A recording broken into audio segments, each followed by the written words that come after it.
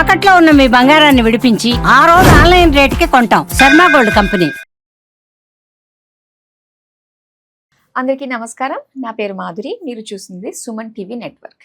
మనలో చాలా మందికి ఏ పని ప్రారంభించాలన్నా ఆ రోజు వారి యొక్క రాశి ఫలితాలు చూసుకుని దానికి తగ్గట్టుగా కనుక మనం ప్రయత్నించి చూసామంటే అది సక్సెస్ అవుతుందని అందరూ నమ్ముతూ ఉంటారు.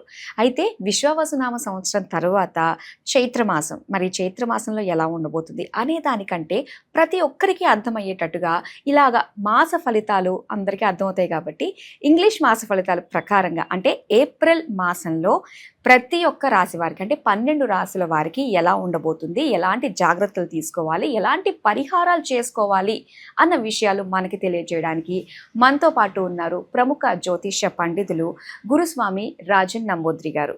నమస్కారం గురువుగారు. నమస్కారం అమ్మా. గురువుగారు, మరి కుంభరాశి వారికి ఈ ఏప్రిల్ మాసంలో ఎలా ఉండబోతుంది అంటారు? ముందుగా శ్రీ మహాగణపతి దేవతభ్య నమః. చూసేవంటి వీక్షకులకు నమస్కారం. అందరికీ మంచి జరగాలి. కుంభరాశి వారికి కుంభమే, ఎందుకంటే కుంభం నుంచి శని బయలుదేరి మీనంలో ప్రవేశించాడు కాబట్టి సో వాళ్ళకి ఎటువంటి భయపడే విషయం లేదు. వాళ్ళకి అన్ని శుభాచూచాలు మనకు కనపడుతూ ఉంటాయి. అయినప్పటికీ కూడా ఈ షష్ఠకూటమి ఒక ఎఫెక్ట్ మాత్రం కుంభరాశి మీద కనపడుతుంది.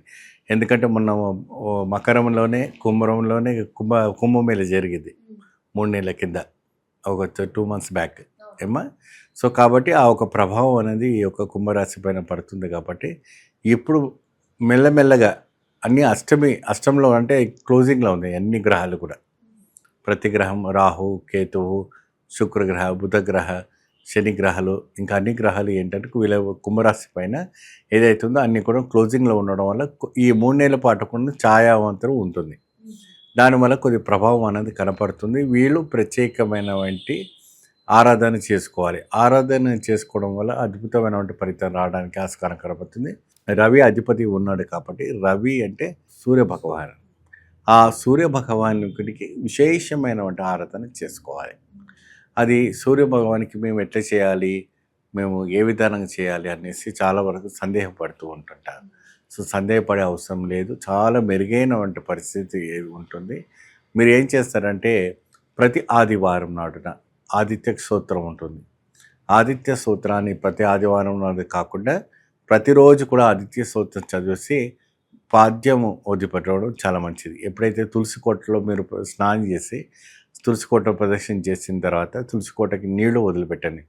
ఓం హోం స్వం చతుర్వరేణ్యం భర్గో దేవస్య ధీమహి ధియో యోహన ప్రచోదయాత్ అని చెప్పి స్వామివారికి ఆ ఒక గాయత్రి మంత్రంతో ఆ నీళ్లు వదిలిపెట్టిన తర్వాత ఆదిత్యాయ సోమాయ మంగళ బుధ గురు శుక్ర శని రాహు కేతవే నమః అని చెప్పి ఆద్యం అనేది చక్కగా ఆ తులసి కోటను వదిలిపెడితే, ఆ సూర్యభగవాన్ చూస్తూ వదిలిపెడితే మీకు ఆరోగ్యం అనేది క్షీణించుకోకుండా ఉంటుంది.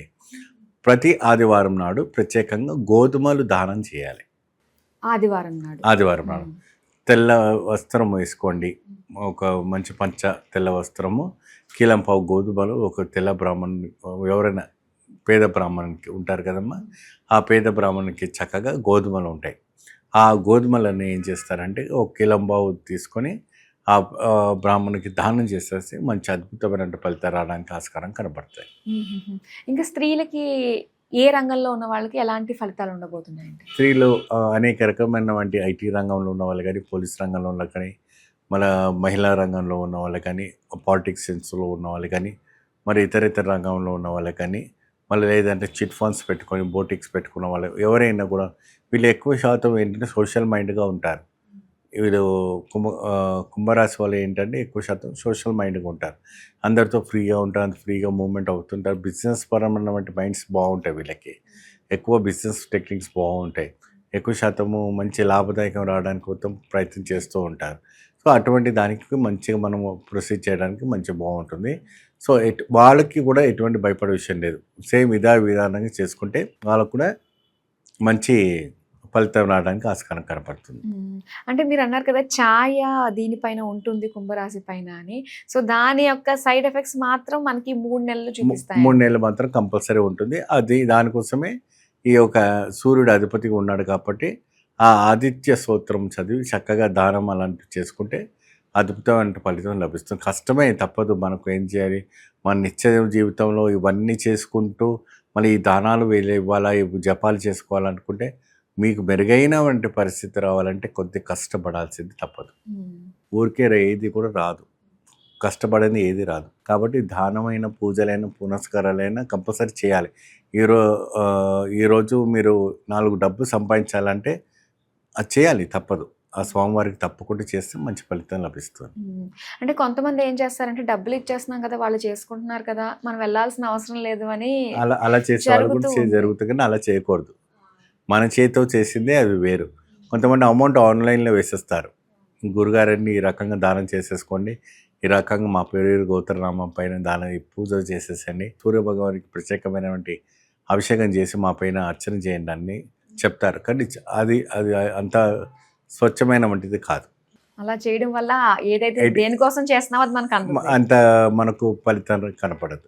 ఓకే, సో ఖచ్చితంగా మనం వెళ్ళి మనం దగ్గరుండి శాస్త్రోక్తంగా చేయాలి. గురుగారు, అలానే వీళ్ళు ఎలాంటి మంత్రం రెగ్యులర్గా, ఇప్పుడు ఆదిత్య హృదయం అంటే కొంచెం ఎక్కువ ఉంటుంది కాబట్టి సింపుల్గా ఏదైనా రెగ్యులర్గా ఇంకా జపించుకుంటూ ఉండగలిగే మంత్రం? వీళ్ళు ప్రత్యేకంగా ఓం శ్రీ రవిదేవాయ నమః, ఓం శ్రీ రవిదేవాయ నమః అని చెప్పుకున్న నమస్తే, లేదంటే ఓం నమో సూర్య భగవాన్ దేవాయ నమః, సూర్య ఆదిత్యాయ నమః.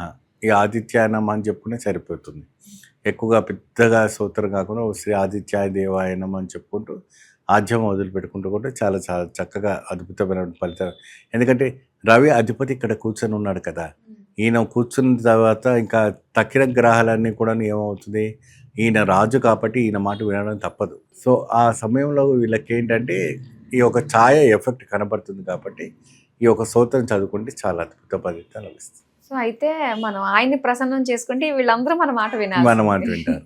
ఓకే గురువు గారు, చక్కగా మా అందరికీ పరిహారాలు తెలియజేసినందుకు ధన్యవాదాలు. నమస్తే.